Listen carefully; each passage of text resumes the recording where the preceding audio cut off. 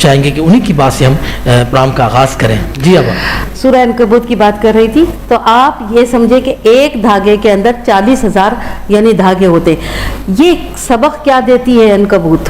مکڑی کا جالا کیا ثبوت دیتا ہے؟ دیکھیے قرآن جو ہے نا عقائد کا، ارشادات کا، فرمودات کا اور اعمال کا اگر دیکھا جائے تو وہ شریعت الہی ہے کہ رب نے جو کہا وہ شریعت ہے، حکم نافذ ہو گیا. لیکن حکم کو کر کے دکھانے والے رسول اللہ صلی اللہ علیہ وسلم. دیکھیے نماز کا طریقہ کہا تھا قائم کرو، قائم کرنے کا سلیقہ سکھایا کس نے؟ رسول اللہ صلی اللہ علیہ وسلم نے.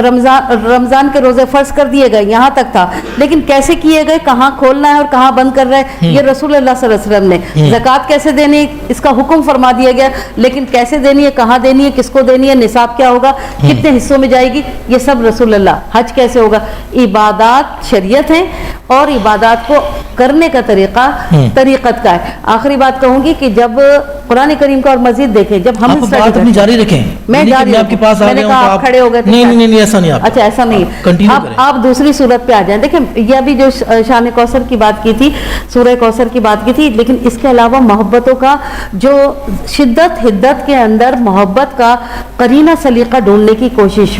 میں اگر یہ کہوں کہ دوسری ایک اور صورت ہے سورہ نحل، ایک جس میں شہد کا ذکر ہے، اور تمہارے رب نے شہد کی گواہی دی. کس سے دی؟ شہد کی مکھی سے. شہد کی مکھی کا ذکر اس میں کیوں تھا؟ پروردگار نے یہ کیوں دکھایا؟ سلیقہ کیا دکھانا چاہتا تھا؟ آپ کو کون سا پیغام دینا چاہتا تھا؟ آپ شہد کی مکھی کا پورا ایک وہ دیکھ لیجئے کہ شہد کی مکھی، اس کے اندر کیٹیگرائزیشن ہے، اس کے اندر کلاسیفیکیشن ہے.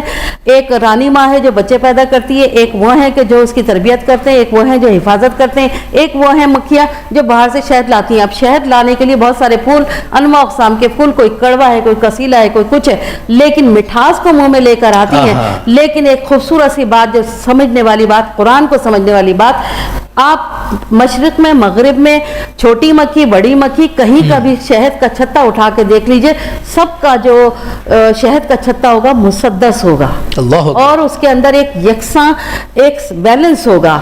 تو یہ میرے رب نے کتنی بڑی تدوین کر کے بتائی کہ تم دیکھنا چاہتے ہو تو یہ دیکھو کہ تمہاری زندگی کے اندر اسی طرح آئین، اسی طرح پاسداری، اسی طرح حفاظت، اسی طرح ورک ڈویژن، یہ سب کچھ موجود ہے. یہ سورہ آپ کو نحل بتاتی ہے. پھر ایک چھوٹی سی ایک اور آیت سورہ نمل کی بات بتا دوں. دیکھا حضرت سلیمان کے پاس کیا معجزہ تھا، ہوا سے باتیں کرتے تھے، جانوروں کی بولیاں بولتے تھے، اور تخت سبا کو لے کر آئے. سب کچھ جنات کے اوپر حکمرانی تھی اور آخر وقت تک رہی، اور پھر تخت سلیمانی بنایا، ہیکل سلیمانی بنایا. یہ ان کا معجزہ اس زمانے کے لحاظ سے، یعنی قدرت تھی، دسترس تھی ہوا کے اوپر. لیکن آپ یہ دیکھیے کہ قرآن کے اندر ایک صورت ایسی ہے جو اتنی چھوٹی سی ضعیف جو نوع بشر جو کہیے کہ جسم ہے، یعنی چونٹی کے اوپر بھی کہہ دیا گیا، بتا دیا گیا. کیا بتا دیا گیا؟ کہ چونٹیوں کی رانی بولتی ہے، یعنی کہ کہا گیا کہ تم اپنے مقام کے اوپر پہنچو، یعنی اپنی جگہ پر پہنچو، وہ جگہ بل ہے وہاں پر پہنچو. کہیں ایسا نہ ہو کہ سلیمان اور اس کا لشکر تمہیں رون دے اور پھر تم بعد میں مجھ سے شکوہ کرو. بڑا خوبصورت پیغام ہے، اس کو پڑھنے کی کوشش کیجئے، اس میں بڑے آپ کو سبق ملتے ہیں. سب سے پہلی بات، ضعیف اور قوی دونوں کا تنازل. سلیمان قوی ہے اور چوٹی جو ہے وہ ضعیف قوم ہے، لیکن ضعیف قوم کو بھی زندہ رہنے کا کیسے حق ہے کہ اپنے آقا یا اپنے جو اتھارٹی جس کے پاس ہے اس کا حکم مانے. پہلا سبق یہ ملتا ہے ضعیف قوم کو زندہ رہنے کا حق ہے. دوسرا سبق یہ ملتا ہے کہ اگر ایسی کوئی حالات ناسازگار حالات ہو کہ بالا تر اور کمتر کے درمیان مقابلہ ہو تو پہلے اپنی پناہ کی طرف جاؤ پہلے. اور تیسرا سبق یہ ملتا ہے کہ اپنے لیے کوئی راستہ، اپنا محفوظ پناہ گاہ بنا کر رکھو. یہ سارے سبق ملتے ہیں. پھر چوتھا یہ سبق ملتا ہے کہ جو بھی آپ کا باس ہے اس کے آپ احکام کی تعمیل کرو، اس کی اطاعت کرو، ورنہ روندے جاؤ گے، ورنہ دوسروں کے پھیر میں آ جاؤ گے.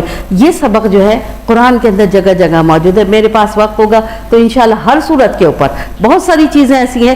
میں تو جو اسٹڈی کرتی ہوں اس کے اندر یہ ہے کہ کہاں کہاں پروردگار، دیکھیے شروع کی جتنی بھی صورتیں ہیں نا وہ ساری کی ساری 2.5 پارے کی ہیں. اگر آپ خوبصورت اگر میتھمیٹیکل اگر اس کی کیلکولیشن کریں تو ساری صورتیں وہ ہیں جس میں ایک انسان کو زندگی گزارنے اہدنا الصراط المستقیم جو سورہ فاتحہ میں کہہ دیا گیا اس میں گزارنے کے لیے طریقے، عقائد اور احکام بتائے گئے. 15 صورتوں کے بعد جا کر 15 سے 18 صورتوں کے اندر گراف کے اندر ایک کانسٹنٹ ویلیو آتی ہے. وہ کیوں آتی ہے. پھر اس کے بعد سے جب آپ 18 سے نیچے جاتے ہیں 20 تک آتے ہیں اور 20 سے 30 تک آتے ہیں تو پھر چھوٹی چھوٹی صورتیں اور پھر سورہ کوثر اس میں. اب یہ وجہ کیا ہے, اس پر بات کرنے کی ضرورت ہے. اس پر بات کریں گے, جو کہ آپا مجھے تاکید کر رہی ہیں کہ اس پر اب بات کرنی ہے. اور آپا جب شروع کرتی ہیں اپنی گفتگو تو آپا کو ہم کوئی ٹائم نہیں دے سکتے, کیونکہ ان کے ساتھ میں نے بہت ساری ٹرانسمیشن کی. مجھے اندازہ ہوا کہ آپا جب گفتگو کرتی ہیں تو آپا نہیں رک سکتی, نہ ہم آپا کو روک سکتے ہیں, کیونکہ اتنی زبردست گفتگو کر رہی ہوتی ہیں. ہم خود بہت زیادہ اس کو محسوس کر رہے ہوتے ہیں, ہمیں اچھا لگ رہا ہوتا ہے کہ آپا کرتی رہیں اور ہم سنتے رہیں.